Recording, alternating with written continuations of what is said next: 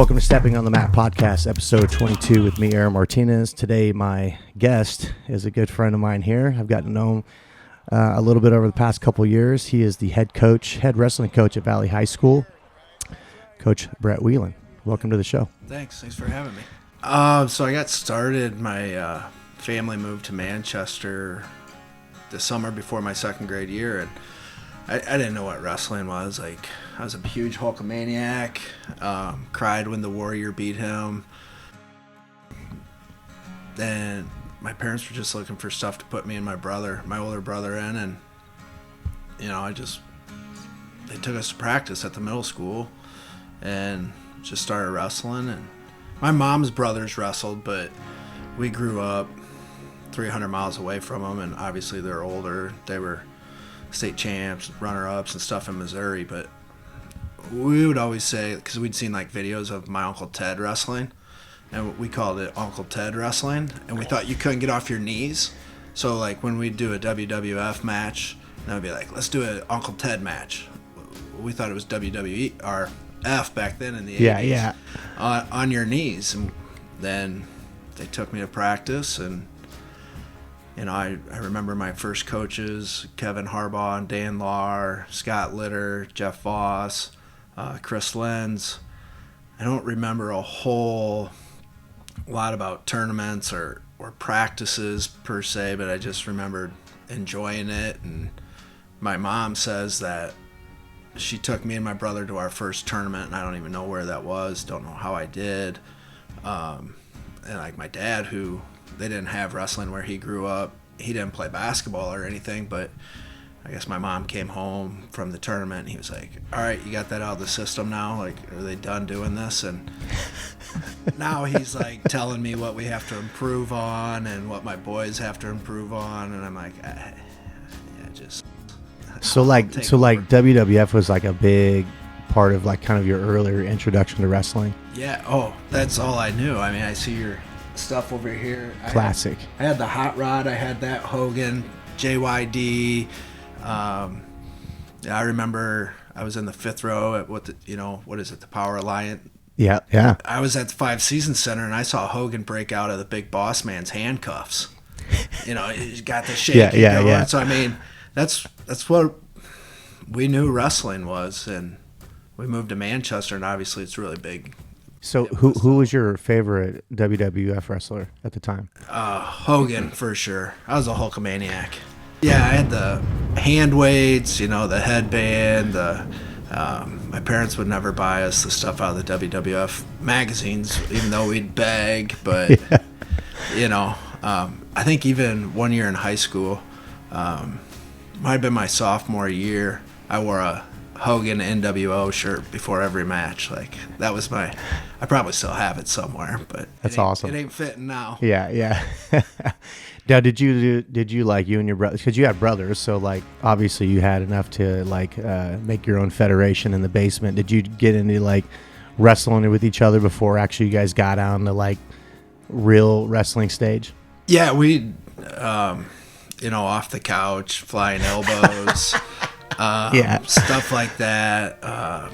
If we watched Karate Kid, we were, you automatically had to fight karate once you got done watching Karate Kid. Watching the Rockies, we'd put gloves on, box.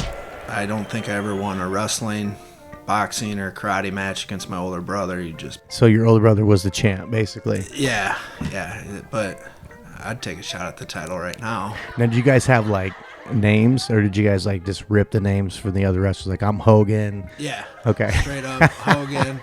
He was the Warrior once the Warrior came around. Then my younger brother, he's 4 years younger than me, and when we moved to Manchester, we moved in the country, and so we couldn't watch it anymore until late 90s, and so then it was, Monday Nitro and Monday Night Raw, and then I was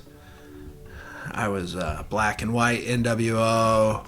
My brothers were red and black, so that we still argued all the time of like, and then DX came around. Mm-hmm.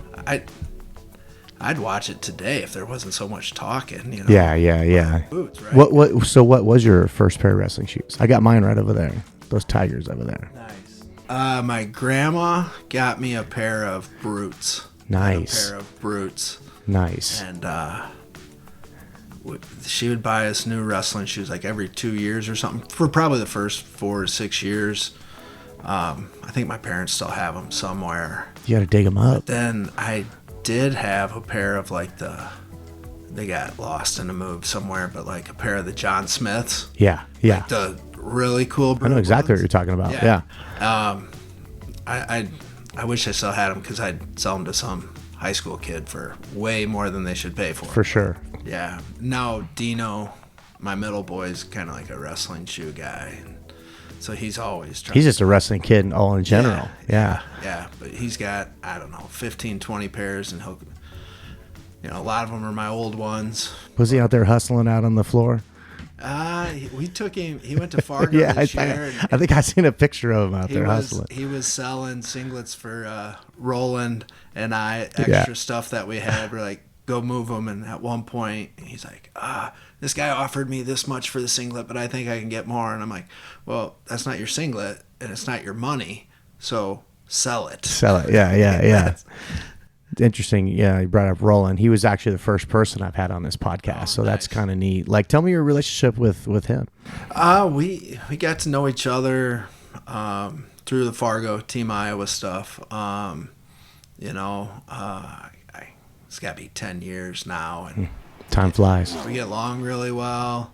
I just talked to him yesterday. I can't remember what I called him about, or I had missed call and called him back. Just kind of, I don't want to say business, but like some Iowa USA stuff. Mm-hmm. Like, because he was the 16U director and I was junior director this summer. So we communicated a ton, like on the Fargo prep and while we were there, and even still, making sure things are good to go for the future. Yeah, it's you were two guys that I know that love wrestling, and not even just because you love it, but you love it because the kids love it, and it really shows, especially with you two guys. So that's a nice thing. Yeah. You guys can actually have a good relationship too, Yeah, and I like to tell all his guys, like when Mickey was in high school and some of those other kids, because he doesn't. I mean, he was tough, but I always remind everybody in front of him that he beat Robbie Lawler.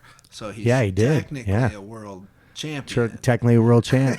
So let's go back to your origin story. Tell me a little bit more about your first kind of like middle school through high school.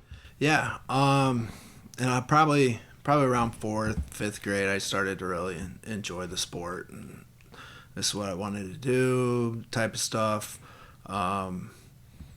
Started competing freestyle 5th grade, I think. Went to AAU, I don't know, maybe 4th grade on. I'm not sure. The state tournament there. Placed a couple times. I couldn't even tell you everybody that I wrestled or places. Well, I know one place because Swafford just posted a picture, I think it was yesterday, and tagged me in it. I got 6th. I think that was my 8th grade year. And then to high school, I think I qualified as a freshman, won a match, qualified as a sophomore, didn't win a match. That was not a good tournament. Was doing freestyle, but not the way I wish I would have, because I was playing baseball all the time too. Right. Which time management, when I look back, I'm like, I could have still done it, but when I was 15, 16, I thought I was busy. I wasn't busy. I just needed to structure my time better. Sure. And then I actually got hurt over the summer going into my junior year, and wrestled 5 more matches in high school. And tried to wrestle in college, which wasn't real smart. Wasn't really ready to live on my own yet. Sure. And you went to Co, right? I went to Co. I lived there for a semester. I didn't really go to school there. And I tried to wrestle and just not doing the right things really in any part of my life. And I probably was away from the sport. I wasn't away from it. You missed 2 years and your neck his shot, and I was like, okay, maybe it's time to be done, because I couldn't train the way I wanted to train because of the injury, and also I wasn't keeping myself in shape. Sure. So it was just time to get into coaching. Yeah, yeah. Well, I love the sport. Obviously I fell way short of what I wanted to do in the sport. I have regrets looking back, and I tell my athletes, I want to give them every opportunity when they're 43 years old to not go, God, I wish I would have done this. I wish I wouldn't have done that. I wish I would have, because we tell the kids, not everybody's going to be a state champ. Obviously, we know that there's only 14. It's tough to get a W there. Yeah, and so we tell them it's not about being a state champ, because maybe your best is better than a state champ. So if you're a state champ but you don't get to what your ultimate level is, did you give it your all? Mm-hmm. Kind of be the best you can be. Whether that's a state champion or a state place finisher or a qualifier, maybe it's you're a 4-year JV kid who never misses a practice, but you're your best version of yourself. And so I think that helps. The ones it reaches, I think that helps. And then I think just staying up with the sport, evolving, just trying to give the kids every opportunity they can have to be successful. Yeah. And but where do you think that your coaching style really developed from, either a person or a situation? Oh, I think kind of everybody that I've been around have kind of been fiery. I mean, I'm naturally a fiery person. Yeah. I've seen that a couple times. Yeah.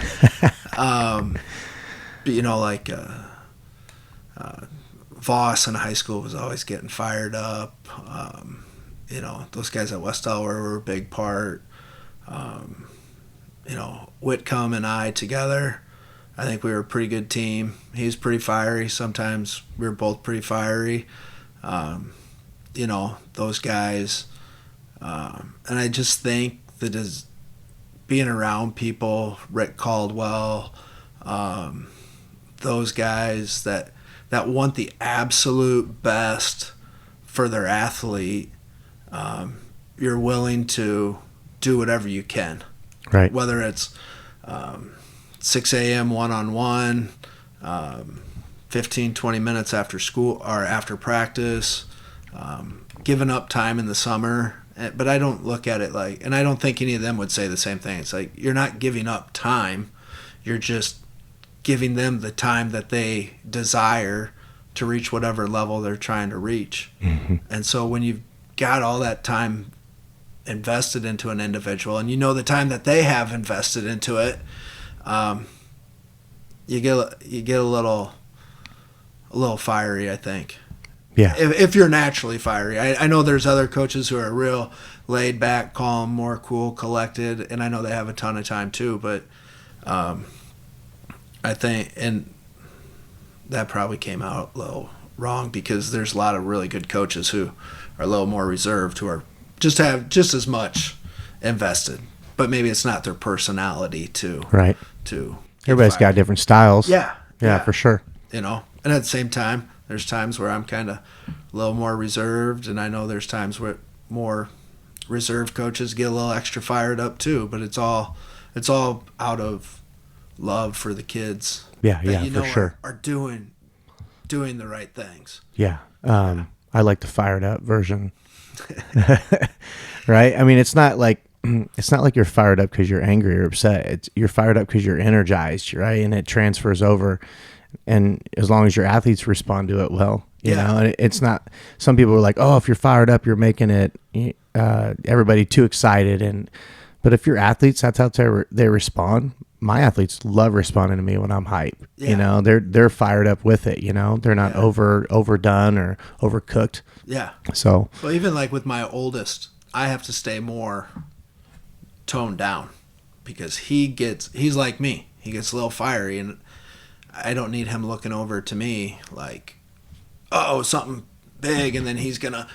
So like with him, I try to stay back, and then also trying to remove that, you know, that father son. That's one of the toughest. Maybe we should talk about that for a minute. Oh, Me and man. you both got that going on, right? So, right. And my son wrestles against your team too. So Yeah, it's exactly. like, you know what I mean? There's a lot of that. But I think that's a tough thing to master. I've been learning a lot from other parents that aren't coaches. It's like, okay, maybe when I'm here, this is what I do. Right. And when I'm over here doing this, I do this. So Yeah. tell me a little bit about, having that, being a dad coach.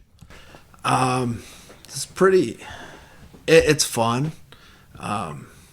It's fun. I enjoy it. One, I enjoy being around my boys. It gives me an opportunity. It gives us time to be together. And the guys I coached with in Waverly, they pretty much all had sons. So we were like navigating it together, right? When they were little. And then since I've been down here at Valley the last 2 years, Casey Young was coached by his dad.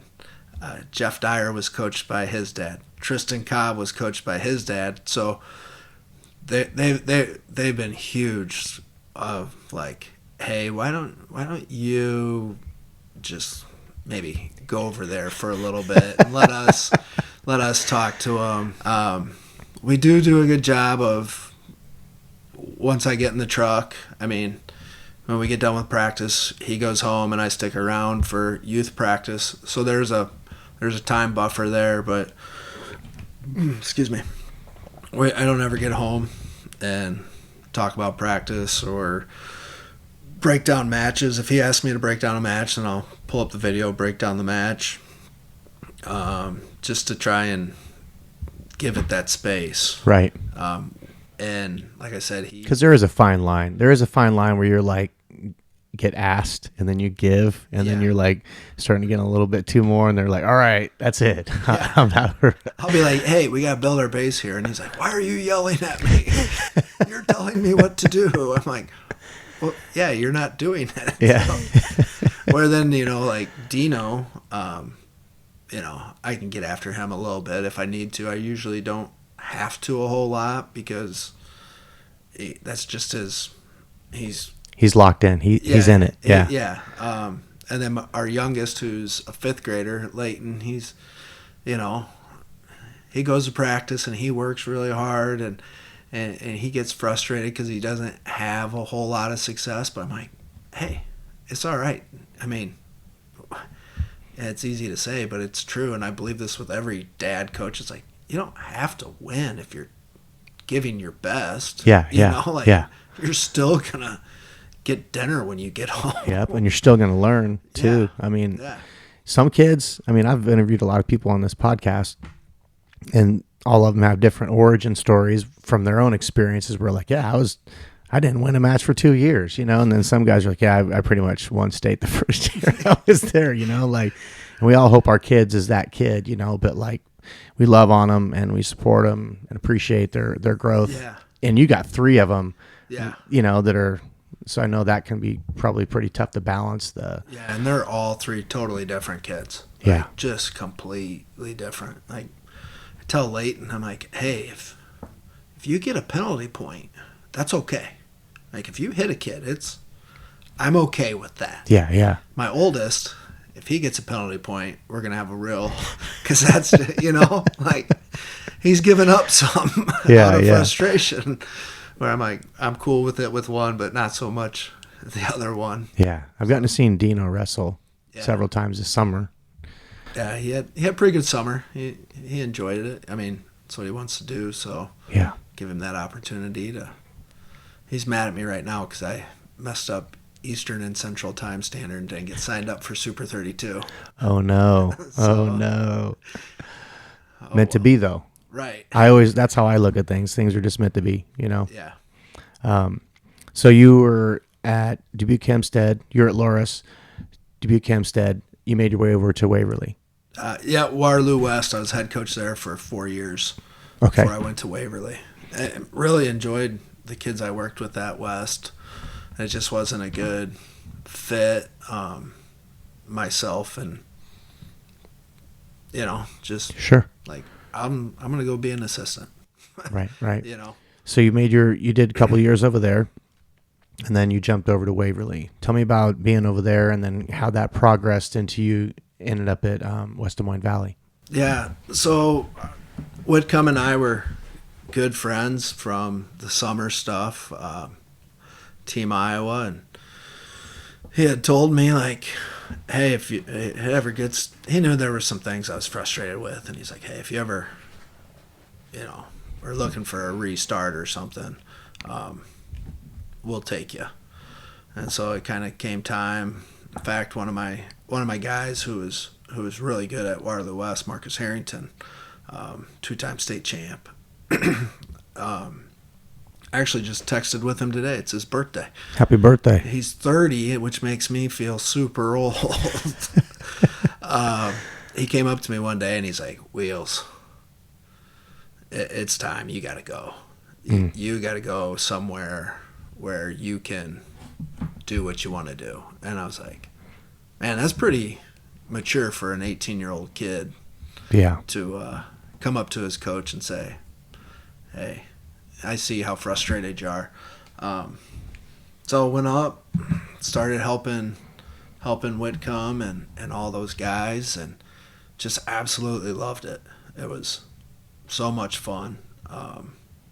It's probably good to step back a little bit, be an assistant coach. Continued to learn from Whitcomb, Josh Meyer, Mike Schwab, Caldwell, those guys, and it just was a really good fit. And so we decided, let's move to Waverly. I ended up getting a teaching job up there. So we moved up there, had a great time. We had some great teams. Yeah. That was a lot of fun, but the most fun was like all the work that we were doing to get to those points. Like, we won my last 5 years there of the traditional and duals. We won 7 of those 10 titles. Yeah. And finished second in duals twice, and then third in traditional in 22. But like a lot of people, I don't think realized the year before we made the dual finals and won that first traditional title, we didn't qualify for the state duals, and we were 16th at the state tournament. And the next year we were second, first in duals, third, and then first and first again. And yeah, so, I think that's every coach, every team wants to be there, right? Yeah. They want to make state duels. They want to win traditional. Like, what does it take? I mean, to get there, what does it take to get a team to get there? I mean, obviously you have to have the talent, you got to have the coaching staff, but what else is happening in the room? Full support, parent support, community support, I think is huge. And then the kids that are just, and I think all the championship teams would say the same thing. Those kids are out there wrestling for more than themselves. They're wrestling for each other. And then parent buy-in, coaches buy-in, school buys in, makes it a lot of fun. Yeah. So that's what we're trying to do down here in Des Moines, when, it just kind of, things just kind of happen, and got a call, and if I was interested, and just started talking to people. My oldest is really into baseball, and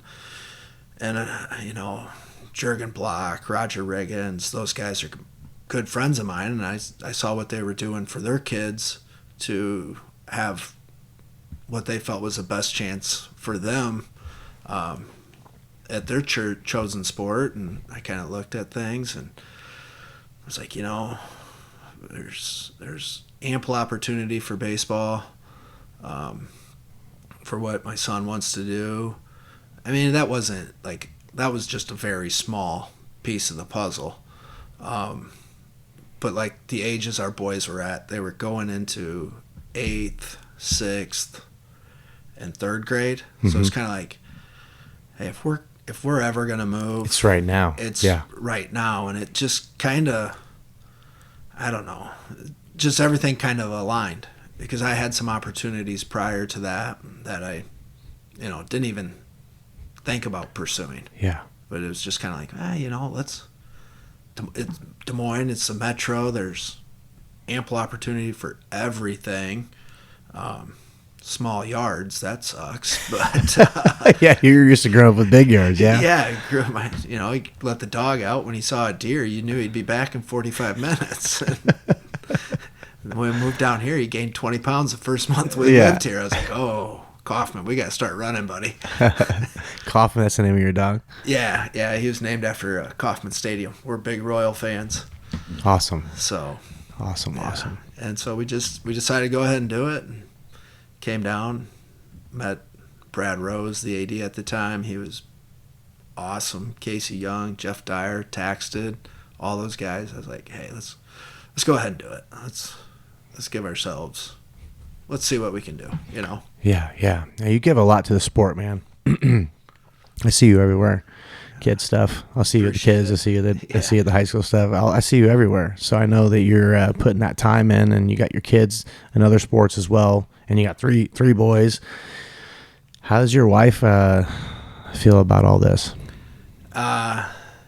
She's 100% on board now.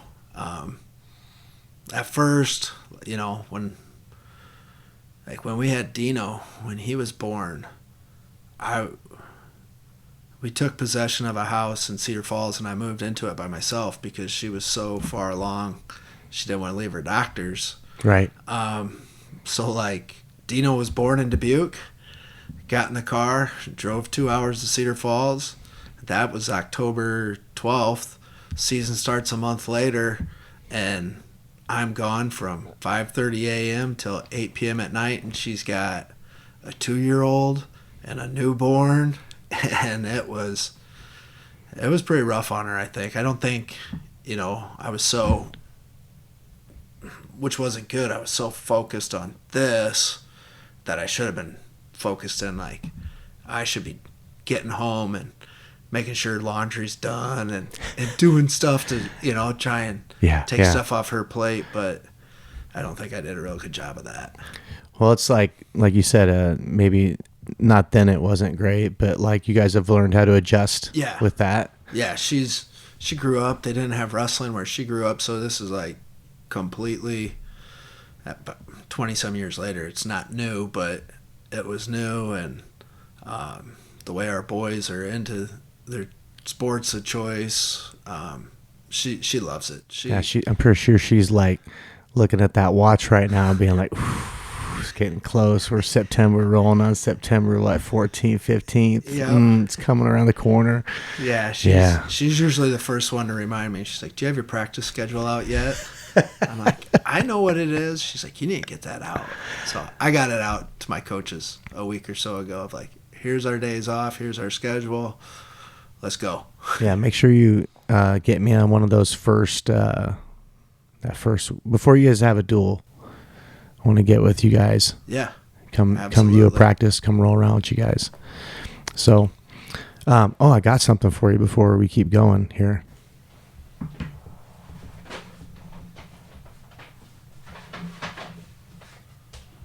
It's a little gift for you. Oh, hey, thanks. Appreciate it. Couple little things in there from some people that care about this podcast. Nice. Got you a shirt in there. That came from our guys at Legacy Teamwear. Yeah, we do some stuff with them. Yeah, they do a lot of people's stuff, and they do quality work. And then I got some stuff from the National Guard that gave some stuff, and then our guys at IA Wrestle and IA awesome. Sports. Appreciate it. Thank you. Heck yeah. That's awesome. So, 2025-26 season. Tell me a little bit about some of your athletes maybe that you lost and you got ones coming in. Some of your guys that are going to be looking to make a good run, and then some of your coaches, and talk about your schedule. Yeah, schedule's pretty much the same. Other than we're not going to. So I'm gonna see you at the Battle of Waterloo, like right off the binger. Yeah, we'll be at the Battle. Great tournament, always fun. That's where a couple years ago, there was just kind of a side story, kind of funny. We're wrestling. Is this one about me? No. Okay. We're wrestling PV, and we needed. I think it was the last match. And we knew if we scored a fall, we were going to tie and win on criteria. And they knew it too. And we just couldn't pin the kid. And we're racking up back, we're turning him, but we can't secure the fall. So I'm like trying to slow my guy down. Like, hey, you need to slow down. No more points unless it's a fall. We're on our feet. Kid's getting hit for stalling. One more stall call. And matches.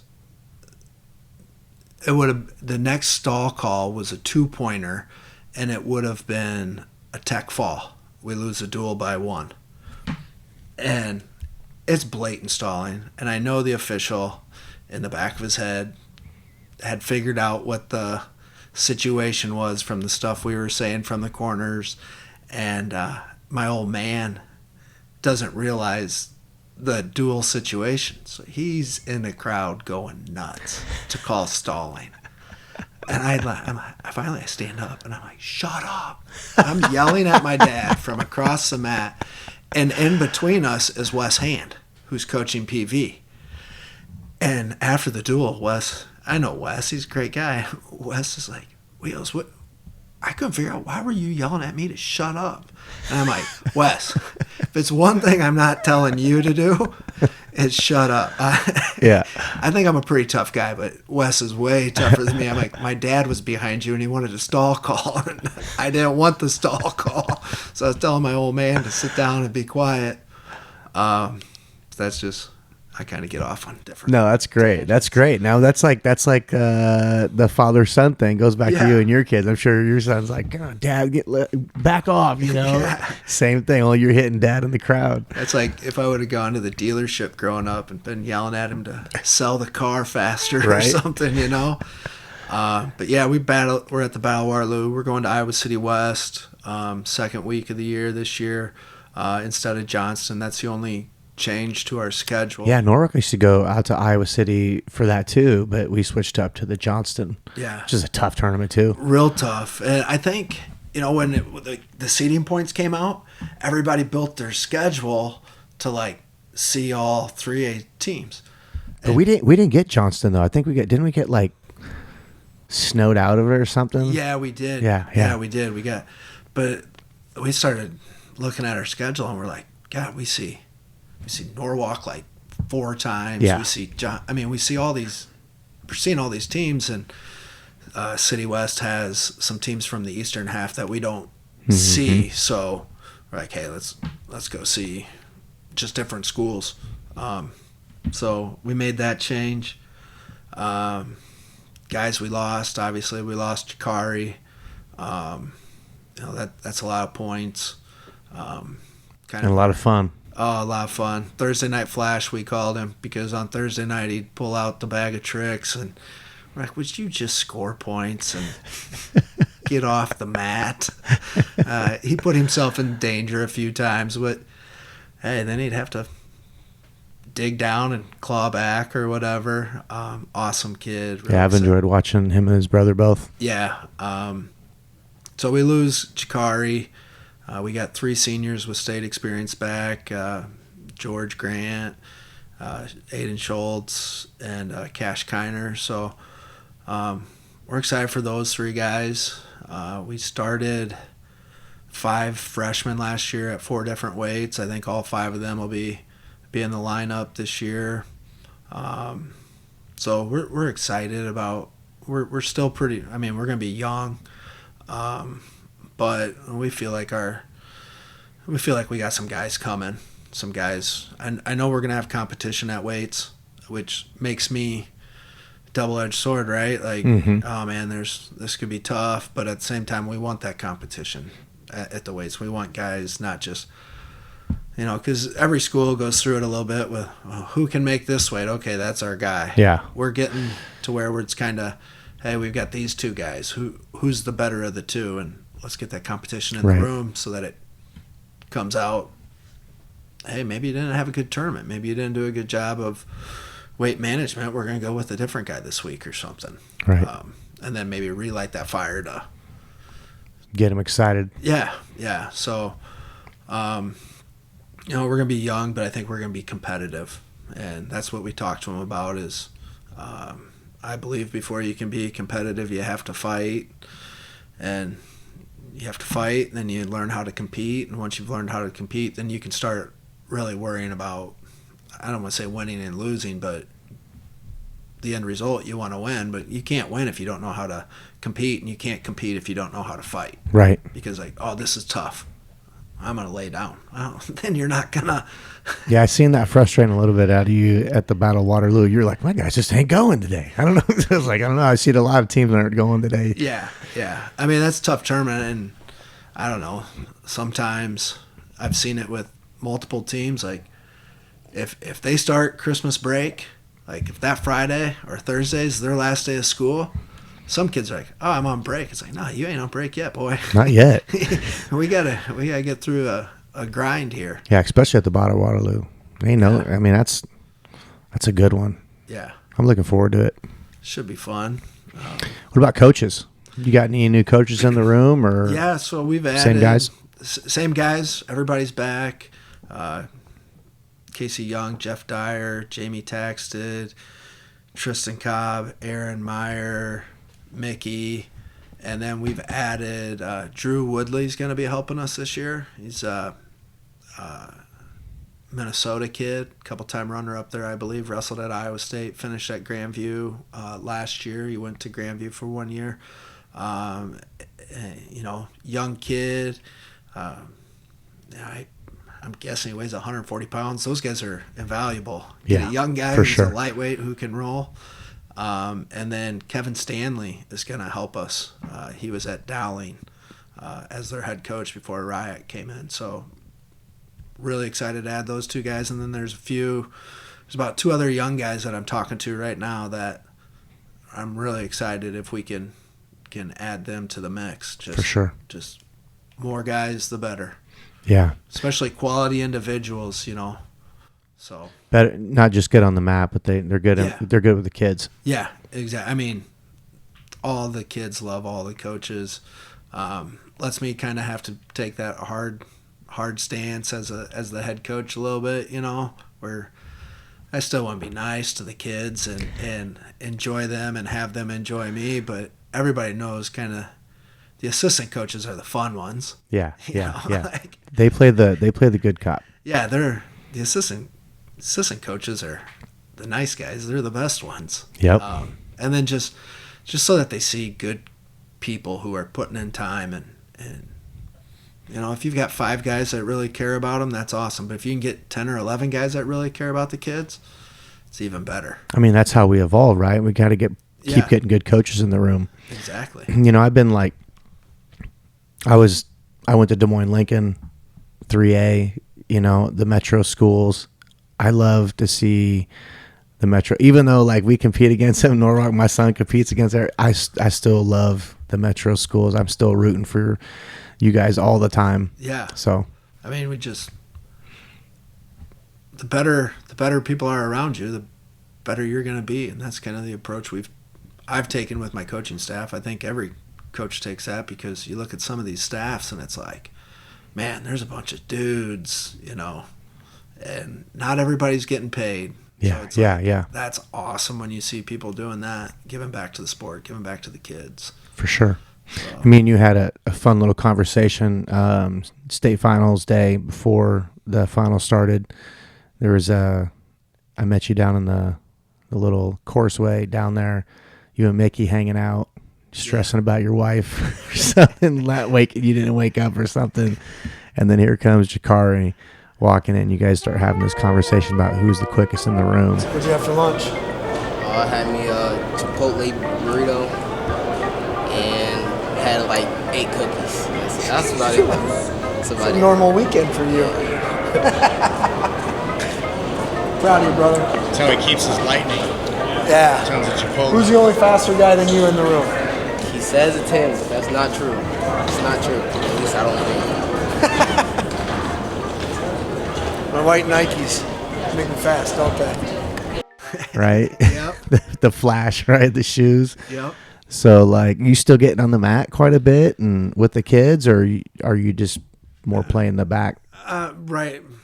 My plan is to get back on the mat, more competitive with the boys this year. Last couple years, I really haven't wrestled as much, but it's kind of like, okay, some of these guys are getting to the level where, hey, it's okay for me to get on and knock you around a little bit. Show you still got a little bit. Not that I really have it, but old man tricks, right? Like, Yeah. I can hand fight and stall and that sort of stuff.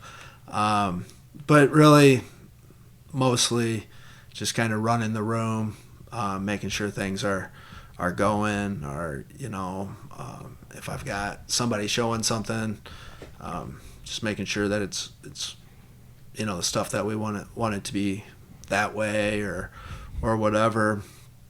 So I don't scrap a whole lot anymore, and unfortunately, if I do, it takes me quite a few days to get some recovery. to recover. Yeah. It's I'm in there with these dogs every day. yeah. I'm literally in there with them, Brett. If I went, it'd probably be better if I went every day, because then okay. Because, yeah, you can work the kinks out. You're not Yeah. sore anymore. Right. Yeah. Honestly, Jake Walker and McCray Haggerty were kind of the two that kind of retired me a little bit, because I was pretty nasty to those two their freshman and sophomore year. And then by the time they were juniors, They're beating up on you. well, they always wanted to do short goes, 3-man group. And I'm like, The shark in you, dude. Mike, I'll do a 20-minute match, but I'm not going to do 1-minute goes with you two.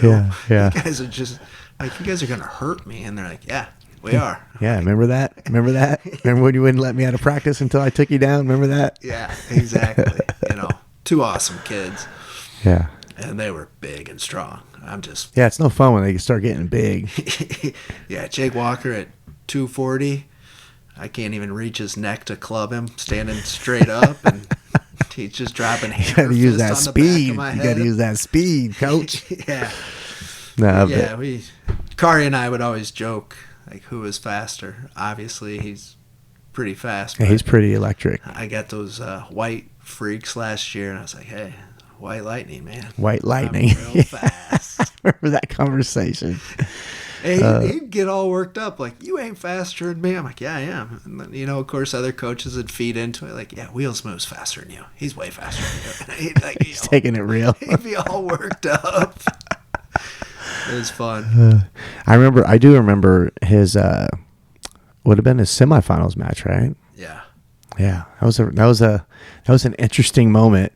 Here's my version of the story, right? Like, I'm filming the kid from Southeast Polk. He was one of the kids that I had picked to follow around, and Gibson, Wyatt Gibson, Yep. and I love Jakari, right? So, like, Yeah. I love watching him wrestle. I love watching you and him as a combination. So, like, I'm supposed to be my responsibilities over here, but I'm doing this the whole time. I'm back and forth, and then, just eruption.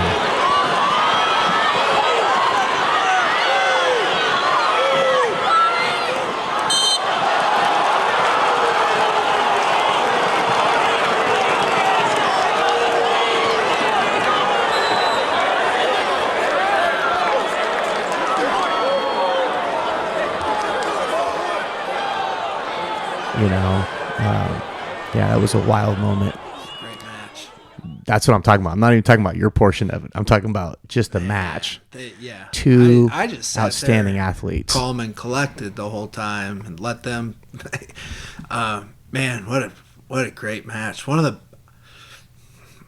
even removing myself from the equation, one of the better high school state tournament matches I can That tournament was just good in general. Yeah. But that match, I might get goosebumps Yeah. right now thinking about it. it was electric because it felt like the whole arena was watching that particular match. Just the way everybody was responding to it in the crowd, because that's what drew my attention. I didn't know he was wrestling because I was still locked in filming over here until I heard the crowd start waving, and I was like, oh, something's big. And then I seen you over there, and I was like, oh, it's on.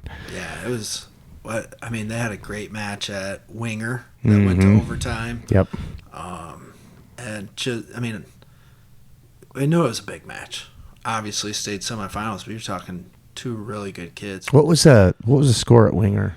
Do you Overtime. Overtime? Coy got to our leg, and we cross ankle picked him out of a scramble for the takedown. And it was like, okay, Bobby Thompson and those guys do a great job of coaching their guys. I'm like, they're going to make adjustments. We have to make adjustments. Great match. I just wish. I don't even wish. Kari just panicked in the last period and tried to force that throw when I thought we had time to go back to the legs. And Yeah. didn't work out. Yeah. But Coy Davidson, that dude's a stud. He just went for it, though. Yeah, Coy, what was he, runner-up his freshman year?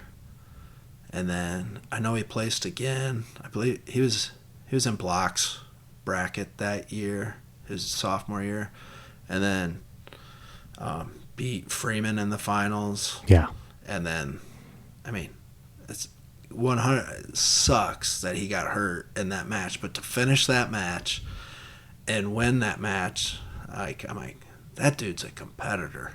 That dude is tough. Yeah, because it didn't look like he was hurt at all when he walked off the match. I know the adrenaline hadn't dumped yet. Yeah, I saw him after I went back into the tunnel, and I saw him going into the trainer's room with one of his coaches, and I just said, hey, great match, man.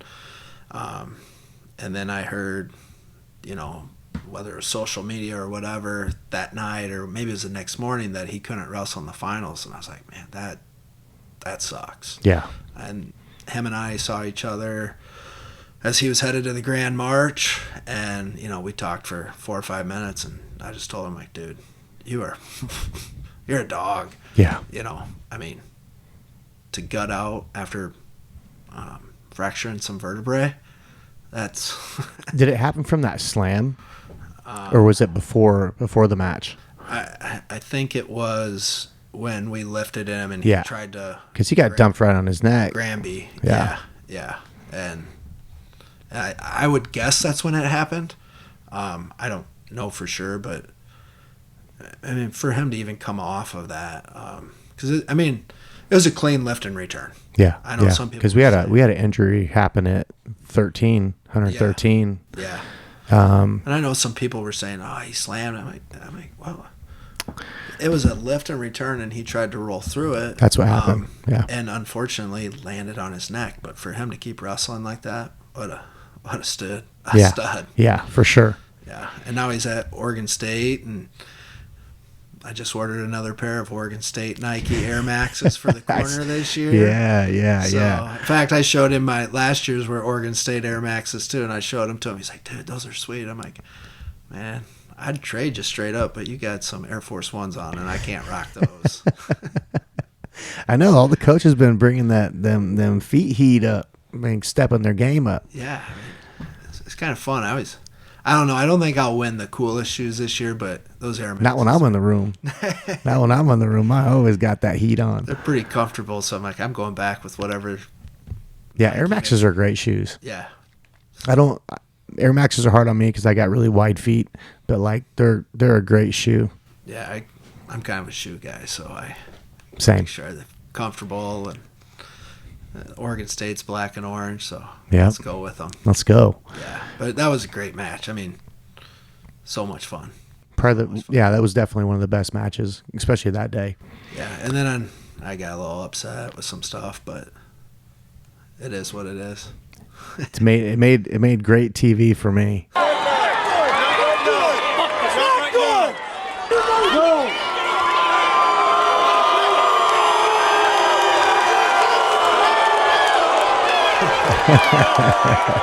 It is. It in you know, like being in the moment, it felt way more energetic. But like when I viewed the film back and looked at it, it's not really that big of a deal. It was Right. just the crowd. The Yeah. crowd doesn't know. They're just responding to what they think they know. Right. So that's yeah. Andy Hamilton this summer at Fargo, he's like, I got some good pictures of you. And I'm like, I said, you don't have any audio, do you? He goes, I wish I did. I said, I'm glad there's no audio. Yeah, those referees. I got some good videos of them the night before the Battle of Waterloo at the hotel, just in case. I got backup. Yeah. So and JP, I know JP was that official.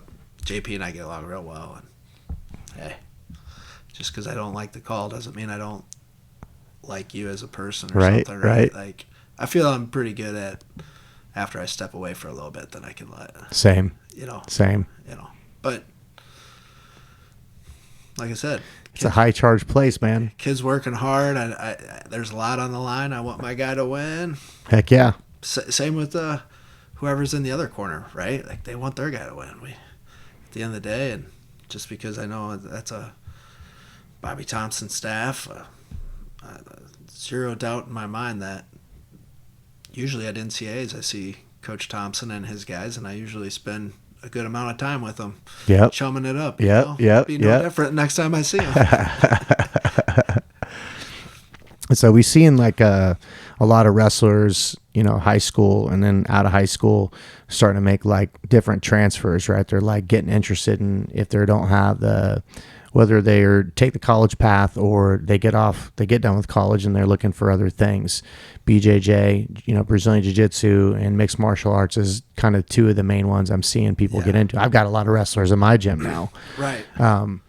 So what are your thoughts about that? Like, you know, having athletes pursuing other routes after they're done with wrestling. I've not done those sports. I might have been in some dust ups, but, you know, like we all growing up. But, you know, if I understand this right, and you could tell me if I'm right or wrong, it's not as taxing on the body. Sure. You know, so like there seems to be more of a longevity there, which is why the international guys don't compete in like a college type season. You know what I mean? Yeah. So I think if they can just keep competing and you know, it also what better exposure for our sport. Like when I go and talk to the junior high football kids, I'm like, who watches UFC? And they all watch UFC. They all watch it, yeah. I'm like, all right, let's start talking about all these champions. I'm like, they all wrestle. They're all wrestlers. And I'm not a MMA guy, but like I'm not training it or anything like that. But I'm like, I believe it's got to be the best base. Yeah. You know, like, I've got some good guys. I got Zane Moeller. Yeah. I got this JP. I got Emma Cochran. I got Asa Hempstead.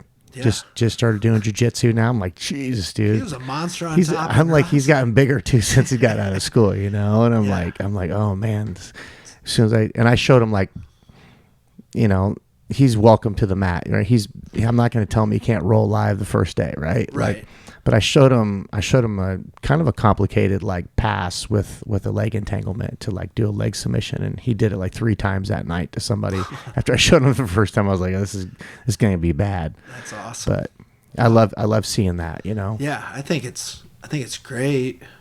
I mean, we only have 10 international weights, 6 in the Olympic year, and what better exposure, selfishly, for our sport. Kids are going, you know. Jason Nolf, I'm a huge Jason Nolf fan. Mm-hmm. I know he's done some, is it BJJ? Yep. And I know people are like, and I really don't even know his results. I think he's lost a couple or something. People are like, see, but I'm like, but you took an elite level wrestler and he's already competing against these elite level guys. If you take an elite level guy from another sport and put him in a wrestling match with an elite level wrestler, Mm-hmm. You're not going to do that. Oh, I love it. I love it because I'm big on like demystifying things too, right? Like Right. if someone's like, oh, I've seen this move on YouTube. I'm like, well, let's go do it. Like, I don't think that's really going to work, but let's go put it to the test. And when I've gotten, champs in my room, college level NCAA champs in my room, and I'm sticking them with guys that are high caliber jiu-jitsu players, I get to like play that out a little Right. bit and be like, Yeah. okay, well, what's favorable and what's non-favorable. So it's leveling the grappling up is what I'm saying. It Yeah. makes the IQ higher. It makes and I'm, like I said, Zane Mulder's in my room, and he's competed. I think he's probably competed in 4 or 5 competitions already with my school.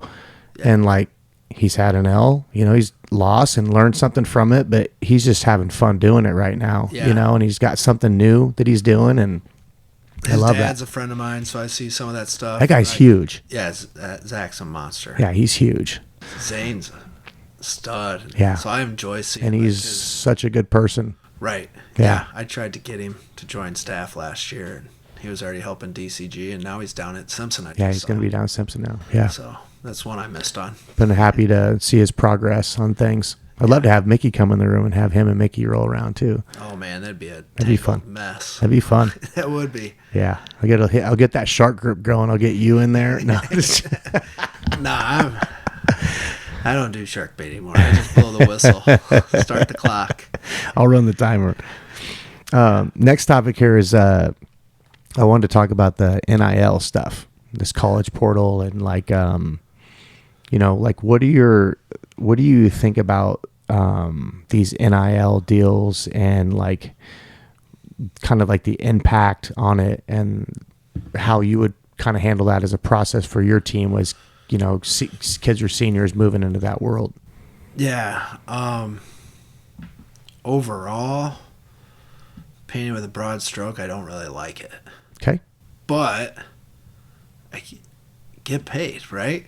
Like, I can't fault these kids for getting paid, but I think, and I also think with the NIL coupled with guys that were granted 6th and 7th years as we're still phasing out some of the COVID stuff, made it extra messy.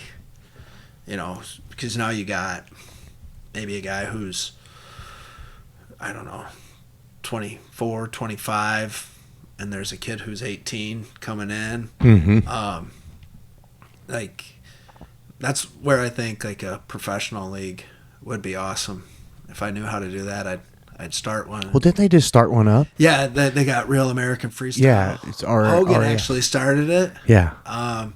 And so hopefully God rest his soul. Hogan, Yeah. we lost one of our heroes. Right, a Hulkamaniac.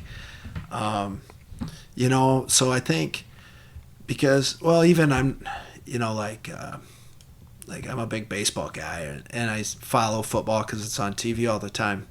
But you got some guys who are getting paid to stay in college, as opposed to either they're not getting drafted, Mm-hmm. because it's tough. But I'll give this guy, he's gonna get, I don't know, $100,000, say, and if he went to the minors to play baseball, he's gonna get $2,000 a month. All right, so now he's using his 6th year, maybe at a new school, and this 18-year-old, 19-year-old coming out of high school doesn't have anywhere to go. I think it's made it messy. I think, I'm not against the portal, so to say.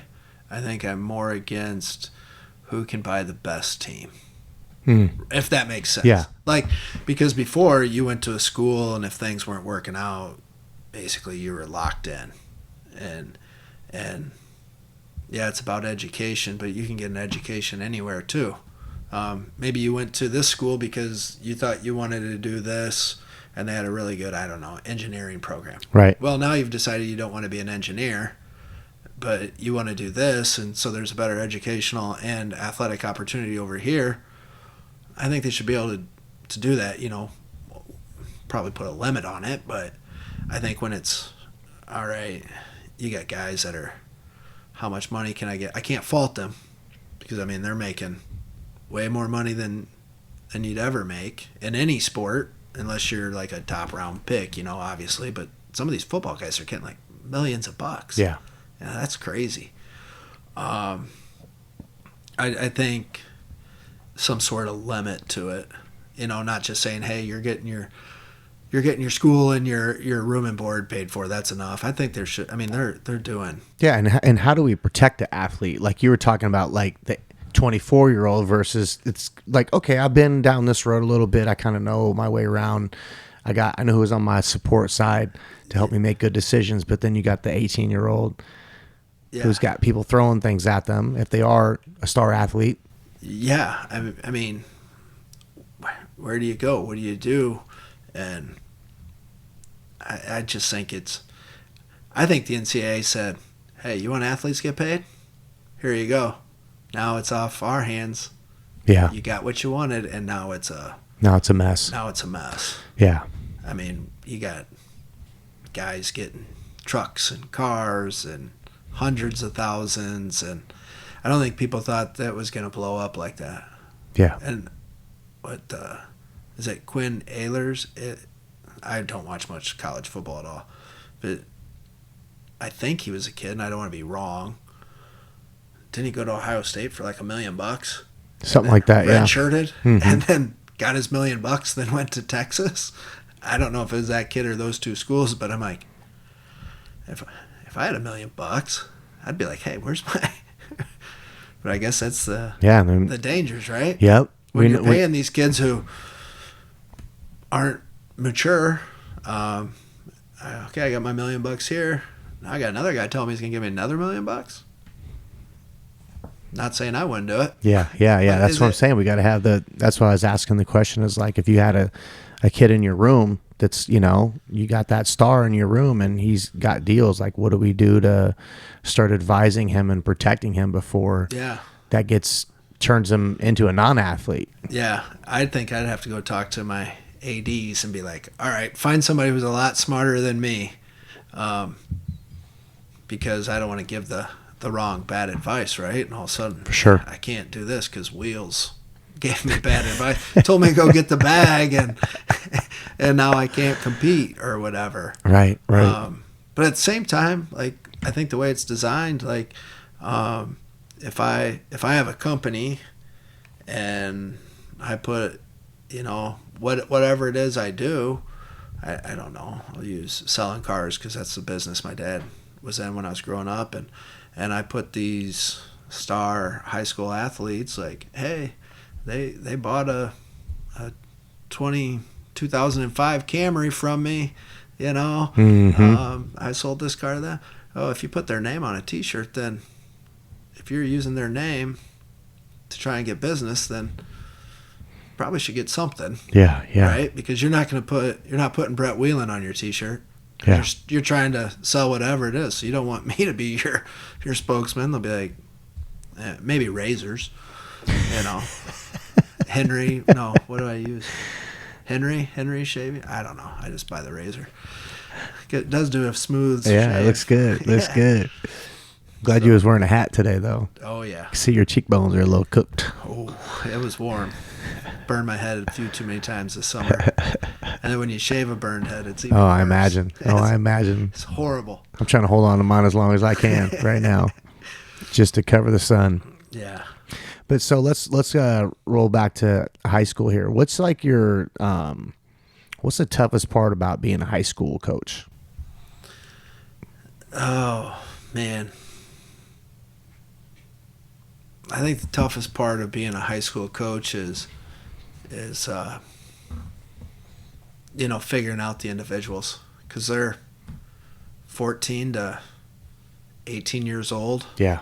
Trying to help them navigate high school, which is big time in their life. Trying to help them navigate high school with what they say they want to do, and having friends that may not have the same type of goals. Helping them navigate, here's where you're supposed to be, here's what you're supposed to do, and maybe mom and dad or whoever aren't setting their alarm for them. Like, hey, we have a 6:30 workout. You're expected to be there. Well, maybe mom and dad don't like them having a 6:30 workout, so they don't get them up or get them out, or just we were kind of adopting this Latin phrase this year. I can't say it in Latin. It's going to be on some T-shirts and stuff, but it translates to when the wind fails, take to the oars. You know, it's when that extrinsic motivation factor is gone. Get out and dig. You got to do it yourself. Yeah. So I think teaching them that, making them. It's fun. It's an analogy I use in my book over here a lot. Rowing on the boat, right? Yeah, and just teaching them to, you know, everybody says our job as coaches is not winning and losing. It's teaching these kids to grow up, which is correct. Yeah, it is. But at the same time, winning and losing is a big part of it. For sure. I think your most successful kids that are held to a higher standard learn that. They come out, not only are they a great athlete, but they've been held to this standard. They've been held to this expectation. That's only going to make them a better person. Yeah. In my opinion. So if they do those things, they also give them the most chance at success. Right. Right?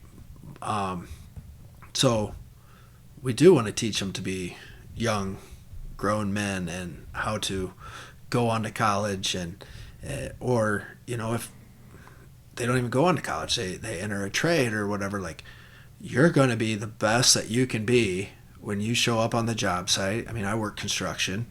You're going to be the best one there because of these standards and expectations we've set. And if you won, then awesome.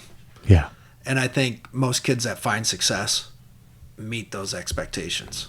So right. I think it goes hand in hand of, you know, because some people be like, oh, all you care about is winning and losing. Dude, that's why you have these rules. That's why you have these expectations. And no, these rules and expectations set them up for success, not only for now, but later right down the road. Because if you let them get away with shortcuts and stuff, shortcuts always catch up to us, right? Like, no matter what. Yep. No matter what. When I get home tonight, I'm going to throw my plastics on and do a sweat workout. Just because I lose 8 pounds doesn't mean I lose 8 pounds of fat. Right. And if that's all I'm doing is shortcuts, they're going to catch up. So I think that's the biggest challenge, is teaching them, like, this is the way things are done. Right. And we can agree that wrestling is a unique sport and compared to other, like, team sports, right? Yeah. So what are some of those? You were talking, kind of getting into this part of it, getting into the life skills, right? And characteristics that we want these kids to embrace so we can make the best versions of themselves for the future. So what are, like, how does wrestling build some of these life skills? Well, I think the biggest one is dedication. I'm a big fan of get bigger, get stronger. You know, don't suck down a ton of weight if you don't. Hopefully you don't have to. But how do you get bigger and how do you get stronger? How do you lose weight? Get to your optimal performance weight through dedication. That's making sure you're on the weights, making sure your diet's clean, making sure you're getting proper rest. Because to grow muscle, we have to let our bodies recover. I think it teaches that dedication, and then of course, with that comes doing the right thing when you don't want to. It's hard. It's hard to gain good weight. It's hard to lose weight. And January 18th, when it's 20 below zero and you've got to go out, and you're a high school kid and you've got to go out to your car and scrape the windshield and the heater doesn't even kick on before you pull into the parking lot. That's tough to do, but you know it's what you have to do. Yeah. So when you become an adult, when you have a family, when you have a job, I don't want to do this. Well, if I don't do this, I'm not providing for my family. I'm not getting my bills paid. Like, it's not always fun to wrestle. It's not always fun to do everything, but like we were talking, whether I'm sure it's the same in BJJ and some of those combat sports, like you're doing a lot of work by yourself. Yeah. You know, and even though if we're both working out at 6:30 in the morning, whatever the workout is, you're still by yourself. I'm not counting on you to, like, if I don't show up, you can still skip rope 20,000 times. Mm-hmm. And it's boring, but it's what you got to do. Yeah. You know? Repetition. Yeah. Hitting off a tee isn't a whole lot of fun, but my oldest hits off the tee all the time because, hey, Dad, go throw to me. I'm like, I can't. My shoulder, I literally can't throw a strike tonight. I'm telling you right now. Go get on the tee. Doing those things. Doing your homework. You don't do your homework, you're not eligible. Right. Although, I don't know, like kids have homework anymore. Right? Yeah, like I haven't seen a book in this house forever. I haven't seen one forever. Yeah. But I think that just teaches, you know, and we hear it all the time. People say if I have 2 applicants for a job and one's a wrestler and one's whatever, you're going to hire that wrestler, even if they weren't a wrestler themselves. Right. Just because, oh, you need that done? All right, I'll get it done. Yeah, it's a lot like the military mindset when people come into jobs. You're like, man, you might not, all the job skills might not transfer over, but this guy's going to show up to work on time. He's going to look good when he gets there, right? He's going to be the hardest worker in the room, right? Yeah, I think all that. And I also think wrestlers just carry themselves a little different. I don't know if it's, we all have a little bit of a bad back and we limp a little bit, but people say, you know, you hear people say it. Could be the ear hanging off your head too.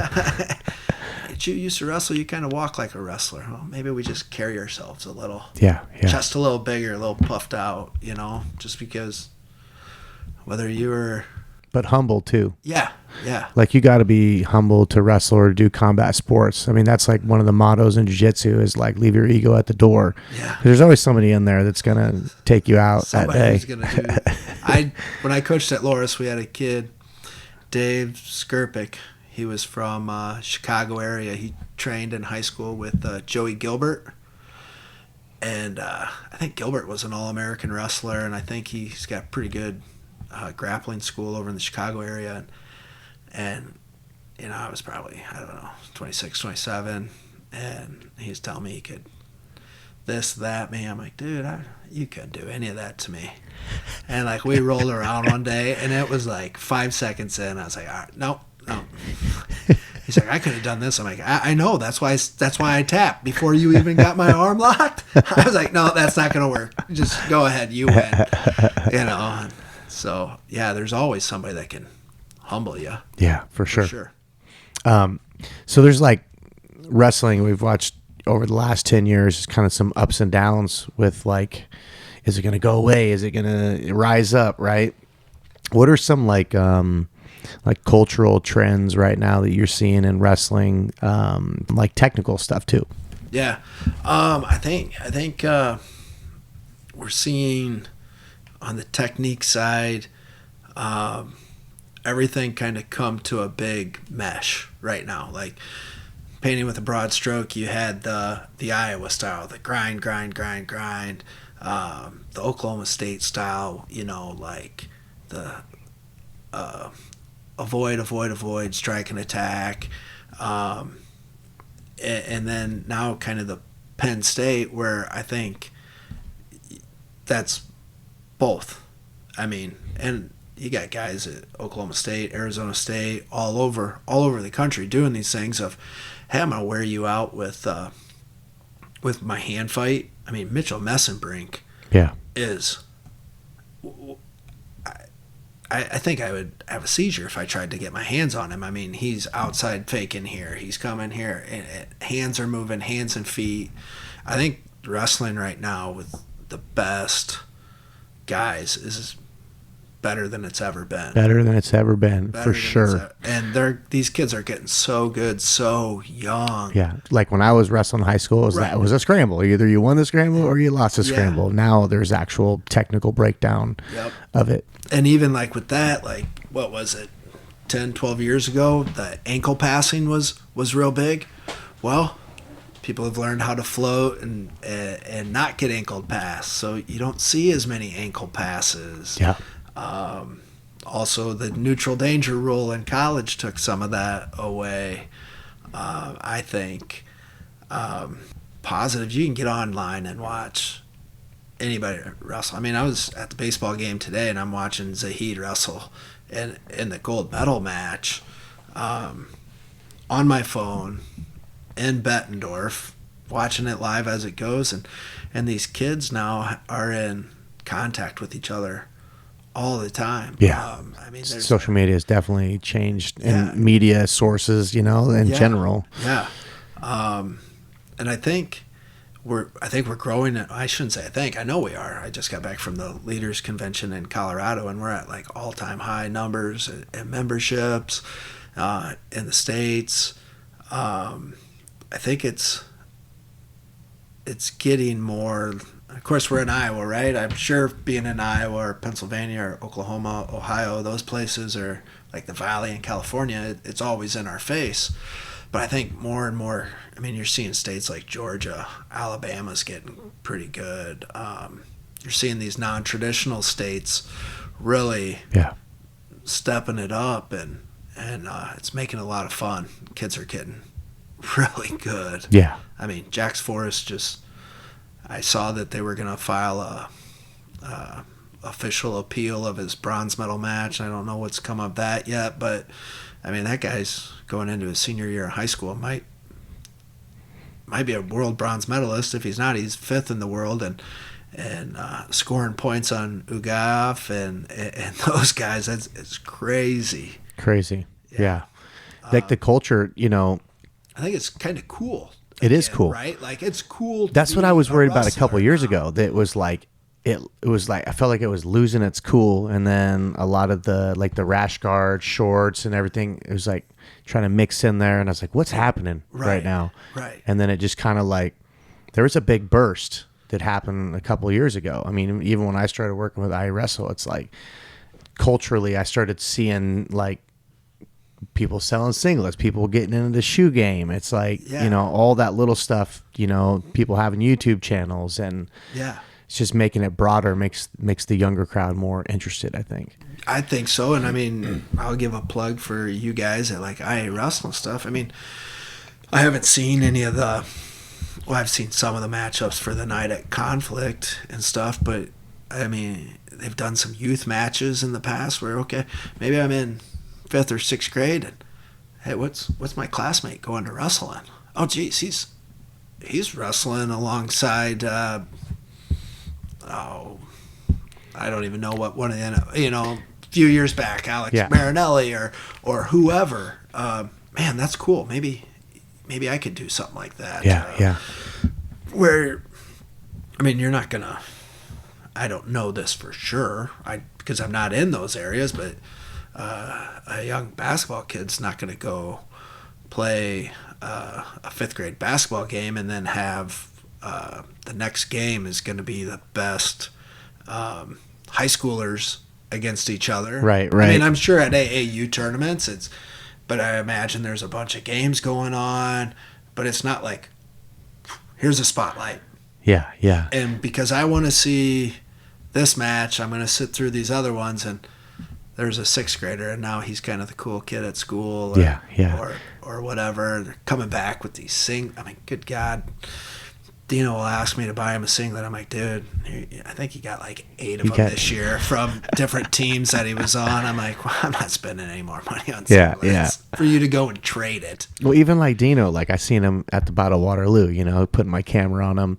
Like, that's one of the things I wanted to offer when I came and met Tony was to bring that documentary style, like put the kids on and like to where I know them, and like each week I kind of bring other kids back that I've talked to before and kind of grow them up, it's kind of like an NIL deal without the money. It's just more about notoriety, bringing their character alive, seeing some of their sacrifices that they make, and they're just normal kids too. Like you meet some of these kids that are really, really good, and they're just like the quietest little shyest kid in the world, Like I think one of those Battle Waterloo videos you guys put out, because in between duels, Dino and Trey Clark wrestled these like 30-minute matches, and like they thought it was so cool because I think it on one of the videos it like had, I don't know, Yeah, I put them on there. Yeah, 10-second clip of it or whatever.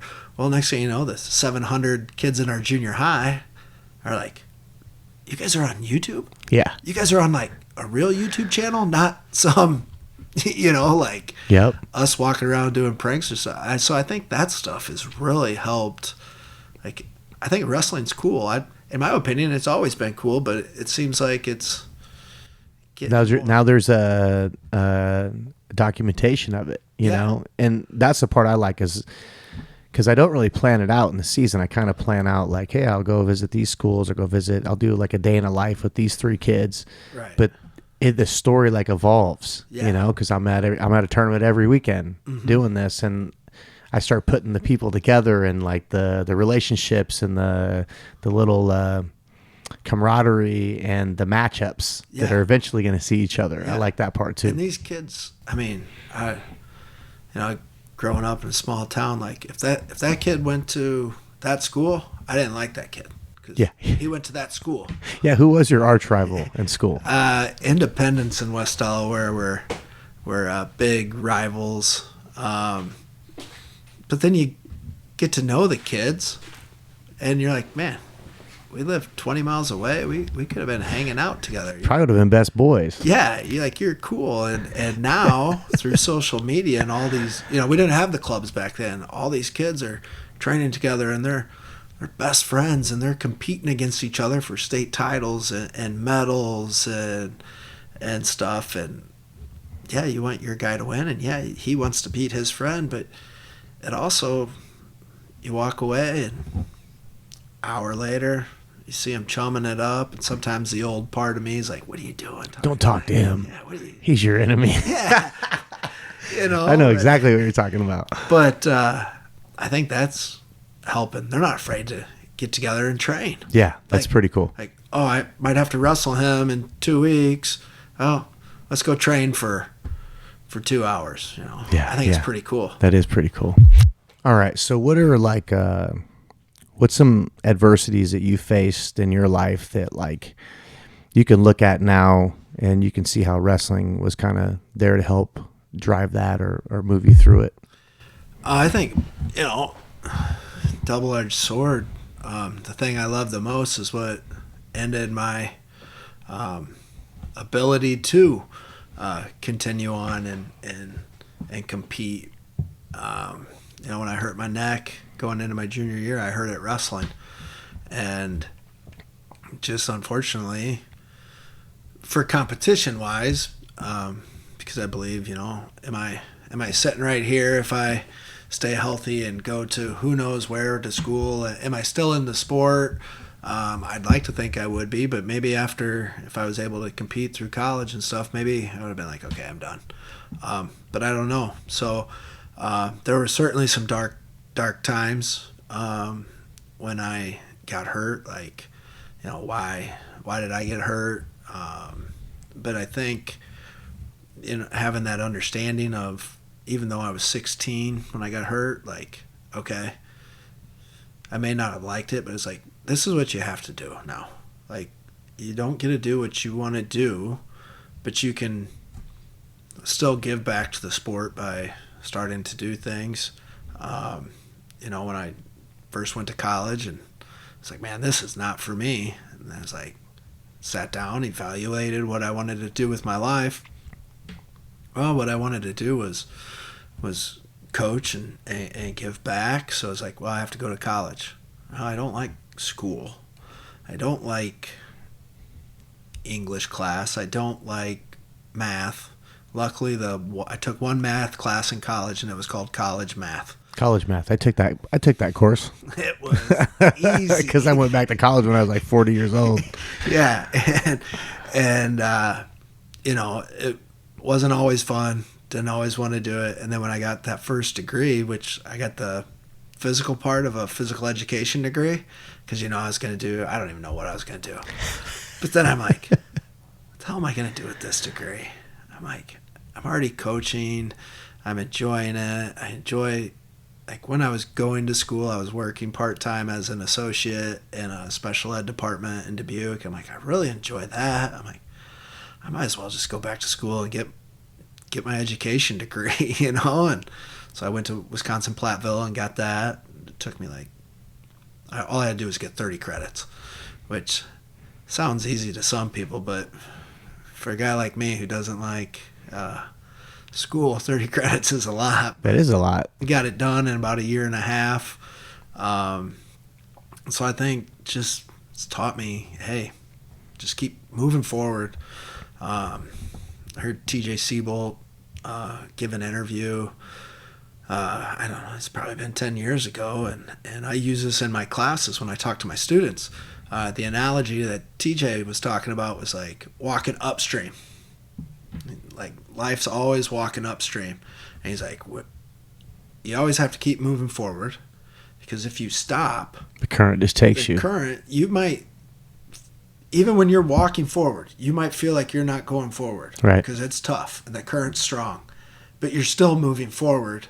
And when that current breaks, now you really feel like you're moving forward. If you just stop, that current's gonna push me back. Yeah. So yeah. I think that, and I think that's the best analogy I've ever heard. And I think TJ told me he heard that from Sonny Ono, but either way, I heard it from TJ, so I give TJ the credit. I think that mindset that wrestling teaches you, hey, this is tough, but you're gonna get it done. Yeah. You know, whatever it is. I think that's the biggest thing that I've taken with me. You know, we're gonna get this done, no matter what it takes. Yeah. Yeah. Who would you say is your role model? That's actually a pretty easy one. My two grandpas, Tom LePage and Dwight Wheelen. I mean, talk about, you know, we're at the age of where our grandparents either lived through the Depression or we're right there at the tail end of the Depression. And my grandpa on my mom's side, he grew up a farmer in central Missouri and learned to work hard at a young age. My grandpa on my dad's side lost his dad when he was 5 years old, and so his mom had to go to school, become a teacher so that she could provide for her 3 kids. And he would get moved around from different aunts and uncles, and it must have become one heck of a businessman doing that, because he ended up, when he retired, he worked in the rock quarry business from whenever he started working to like 1985. Quarry shut down. He's like, well, I'm going to go sell stocks. And he started at a brokerage firm and spent like 20 years there as the president, with no formal education. In fact, twice when he got moved from different schools, you know, it's not like they could send transcripts and stuff. So he'd walk to the new school and he'd say, my name's Dwight. If he was supposed to be in 4th grade, he'd tell me he was in 5th grade. They'd put him in 5th grade. He graduated high school the same year as his older brother, who was like 2 or 3 years older than him. So he just would skip himself ahead in school. And just, you know, they taught my parents hard work. And my 2 brothers are successful in what they do. I'd like to think I'm fairly successful in what I do. And I think it's all hard work. And not to say my grandmas didn't work hard, you know, but I just always gravitated towards my grandpas, you know. So they've always been my heroes. After I figured out that George Brett, you know, wasn't really my hero, you know, he's my favorite baseball player, but that doesn't mean he's my hero. Yeah. But yeah. Those old Royals outfits. Oh, man. I can see George Brett right now. They look good. Yeah, those baby powder blue. blues. Yeah. So good. Yeah. I was thinking about a quote in my book over here when you were talking about TJ's quote, and one thing that came to my mind was tough situations don't last, but tough men do. Yeah. You know, it's kind of the same walking upstream thing, you know. Yep. Your situation, a lot of young people, when situations hit them, they get really overwhelmed. Even adults, you know, like, You're like, oh man, I didn't, like when it rains, it pours. It feels like one situation goes and then the other one comes on top of you. But those situations don't last forever, So Right. it's temporary. We got to learn how to keep, walking upstream per se, Yeah. I went when I worked in Waverly. I worked with residential students, so they lived on campus, and then I taught, and they were either just coming out of like maybe the boys' home, or about to go, or some really tough situations. And we myself and my co-teacher went to Mitchellville to the women's prison, and for like this. I know exactly where that's at. Yeah, it's right there by the cornfields. I used to play in those cornfields when I was a kid. I'm not even joking with you. I believe you. And we went in and we listened to different speakers, women that were in the jail, stuff like that. And I remember one thing that somebody said was, and I use this with my students all the time because like it's so true. Like you said, tough times don't last, tough people do. But it's like, did you have a bad day? Yes. Okay. Well, did you have a bad day, or did you have a bad 5 minutes that you carried all day? Yeah, long? that you carried. You extended that 5 minutes out. Right. You allowed, and I think it's like, all right, that sucked. Well, all right, moving on to the next one. Yeah, a lot of people get that confused in their brains when they're like they have induced by trauma. They still think the event's happening to them, but it's truly not still happening to them, right? Yeah, it's a tough thing. Like wrestling. Okay, you lost a match. Physical. Let's get physical again. Let's dump that. You lost a match. Okay, that one's over. Move on. Like it can be tough to do, but it's as simple as, all right, that's done. Nothing I can do about it. That's one thing as a documentarian that is hard for me, like, because I'm a storyteller, right? Like I want to capture all of it, the good stuff, and like that's one of the hardest things of the state tournament is like you're highlighting victories and good things, but like you try to like shy away from not capturing all the bad stuff because you know what it's like in those hallways. Yeah, it's a vulnerable place. It's super vulnerable. It's kind of the documentaries and stuff are super cool, but it's kind of like those moments are kind of earned, right? Yep. Like because somebody who's never been there might walk by and laugh or point or watch, and it's just kind of like, okay, been there. Could be us in 10 minutes. Yeah.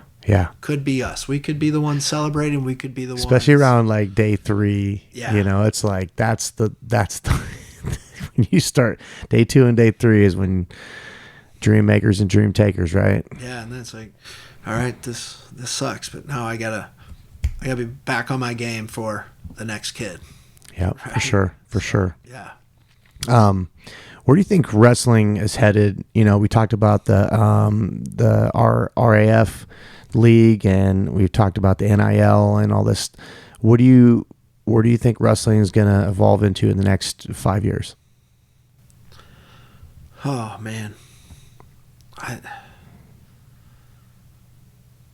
that's tough. Like, I think it's going to keep growing. Hopefully, it does. I think we're going to continue to see kids getting better and better. I think we're going to continue to see the popularity grow, not only in participation, but even, people that are interested in the sport with some of our young talents, like Jax Forrest. Like, that's a big deal. He's a high school kid it'd be like a senior in high school playing in the NBA All-Star game, right? Like, we got some of these young guys, and with the NILs, so the positive side, now they're getting their names and their brands out there, and it's captivating more people, I think. I think it's going to keep getting more popular, and if it gets more popular, maybe we can get a little bit more airtime, so to say. Do I think we'll ever get to NBA, MLB, NFL? I don't know, but I don't know if we need to, right? Like, it's kind of our thing, right? Kind of, this is us. That's right. How many? You're like, you wrestlers are You guys are different. Yeah, we are. And we should be proud of that. Like, Yeah. in a good way. Yeah, it's good to see the hard work's finally paying off. Yeah, like, you know, you can go into a gym, you can go into wherever, and you can't kind of tell who's wrestled before, like, just by the way they do things. Right. Kind of no nonsense. Yeah. But at the same time, some of the most fun guys I've been around have been, you know, Aiden Reagan's rider block. You want to talk about a couple squirrels? Man, Chikari's a squirrel. But when Riggs and Block, when it's time to work, man. Hardest workers in the room. Yeah, I mean, a lot of those kids, right? I mean, if it's time to cut loose, I think we're seeing wrestling evolve because of that. Yeah, right? I agree. All, I agree. I think they're being themselves a little bit more. Still kids, and they want to have fun. And hey, cut loose, have fun. I mean, you look at some of those Southeast Polk teams that Christensen had. You know, the Mickless boys. Mm-hmm. You know, Aaron Meyer, who's on our staff now, and I've talked with him about that. He's like, "Man, we had fun." I'm like, "I know you guys did, but you guys won a lot too." Yeah, they're having fun now. Yeah. This team last year from Southeast Polk was a pretty fun team. Yeah, I got to hang out with them quite a bit. They're pretty good. So, but it's like, the more you have fun, the more relaxed you are, more relaxed, probably able to focus a little bit better. Not so tense, I guess. Yeah. You know. Well, I'm excited to see you in the season here coming up here pretty soon. Get in the room, hang out with you, and then I'll see you at the Battle of Waterloo. Absolutely. So appreciate you coming in and being on the show today, Coach Wheels. Hey, thanks for having me. All right, Coach. Fun.